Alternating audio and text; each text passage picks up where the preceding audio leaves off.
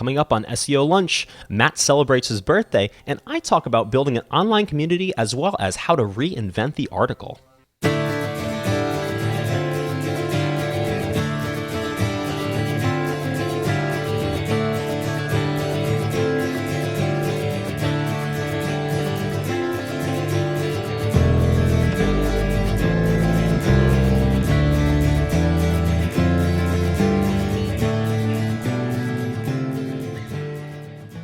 Hello, everyone, and welcome to another wonderful episode of SEO Lunch. I'm your host, Dan. If you guys are fans of the show, you'll notice my better half, Matt, is missing today. That's actually because he's with his better half celebrating his birthday. But that's okay. We don't need him this week, do we? So what is SEO Lunch if you're new? SEO Lunch is your look at the week's news, tips, reviews, walkthroughs, whatever it may be about search engine optimization on the internet. We take articles from the aggregator inbound.org and we discuss what's going on. So what are we going to look at this week? The first thing we're going to look at is 33 examples of great meta descriptions for search. This comes from Tim Aldis of econsultancy.com. Then we're going to look at how to get traffic to your new blog and keep it coming. This comes from Matthew Barbie on Wow Internet. And what this is going to be is a look at, how you can advertise, how you can collaborate, guest post, things like that. Speaking of guest posts, then we're going to discuss the next article, Guest Post Requests Are Bad for the Industry. This one comes from Bas Vandenveld on State of Search. And then we're going to talk about why we need to reinvent the article. This is actually a call from Sean Blanda of Behance on his personal blog site. And what this article is going to talk about is kind of creative new ways to look at writing articles so we don't get stagnant on the internet. Then we're going to talk about why SEO is not for small business owners. Though this show is poised at small business owners, this is just a look at what you can do as a small business, not to directly compete against the big business companies out there who are pouring hundreds of thousands of dollars into their marketing campaign, but how you can kind of differentiate yourself. And then lastly, we're going to talk about a resource of the week, which is how to build an online community for your business. Great article by Mackenzie Fogelson. That's our SEO Moz article of the week because we always have to have one. And what this is going to talk about is sort of how to build your business, how to build a community, either online or even within the office. So as has been the case for the past couple weeks, we're going to start this one out with our concept of the week. And this week we're talking about the meta description. So what the meta description is, if you're not familiar, is this can be added either using a service like a WordPress.org website with like a nice plugin like an SEO plugin, or it can just be done in the meta tag if you're doing HTML. And what the meta description is when you go to search on like a Google or a Yahoo, it's going to be that little thing of text, that little string of text that shows up below your headline there. That's going to tell you what the website's about. This is good for two things. This is good for both getting people to click on your website. I know myself, if I'm looking for a search article, I'm no longer constrained to, I'm just going to click on the first one. With Google, I'm not feeling lucky anymore, and I want to get the best content I possibly can. So having a nice, concise, and to the point meta description is great. A great way to get traffic to your site. It's also good for SEO, so that when Google does ping a search that somebody makes on their search engine, it can be more easily seen.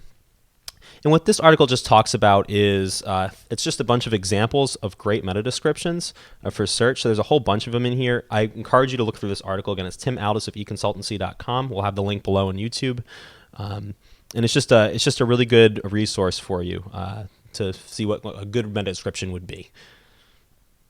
So the next article is going to be how to get traffic to your new blog and keep it coming. This comes from Matthew Barbie on Wow Internet. And what this one's about is basically getting traffic to your blog however you see fit. And it talks about financial ways to do it. It talks about other collaborative, potentially non-financial ways to do it. Because, of course, you can hire somebody to do your search engine work for you. But if you're just somebody who's like a local business owner, we always talk about pizza on the website and pizza places. So let's say you own a little pizza place and you just want to get on the internet.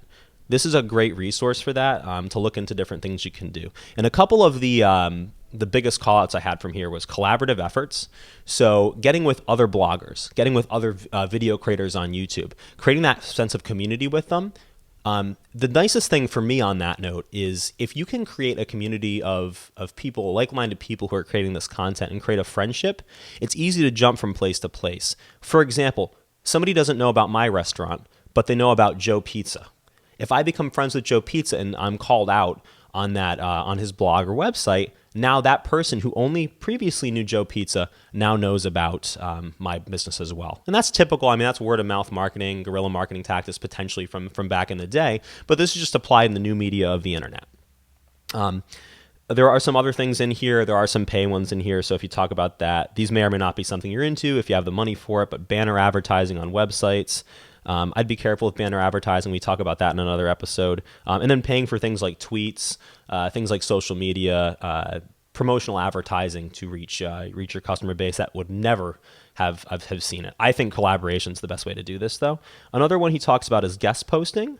And guest posting, interesting. It's become the subject of much criticism recently with Google's search engine. A lot of websites like Interflora and BBC were pinged recently for not practicing good SEO. And what they mean by that is bad links, guest posting just to guest post and get their link out there and place their links everywhere. And that's not good for Google's algorithm, and it's not good for your business as well. So on State of Search, which is a popular guest post website out there, Bas van den Beld, the owner of that website, says, we're no longer doing guest posting unless we outreach to you. And what's interesting about this is they were getting flooded with emails of people just saying, hey, I have this guest post I want to write for you. I think it's going to help you. Can I do it? And it becomes very, very inflammatory, flame bait, things like that. Just these really, really abysmal articles that State of Search wanted nothing to do with. So now they're at the point that they're not even going to take them anymore. And what's interesting about this is people need to understand that you need to build that relationship. I wrote down here, you don't just meet someone and invite yourself over. Well, maybe you do it anyway. Maybe you practice that practice anyway, but it will catch up to you. And so it will with SEO as well. So if you are practicing that, just sort of like going in there and just spamming guest posts, it's not good. And now it's starting to frustrate clients across the internet. So how do we create better articles? How do we create content that is fresh and that gets places like State of Search looking at you? And that brings us to the next article, which is we need to reinvent the article.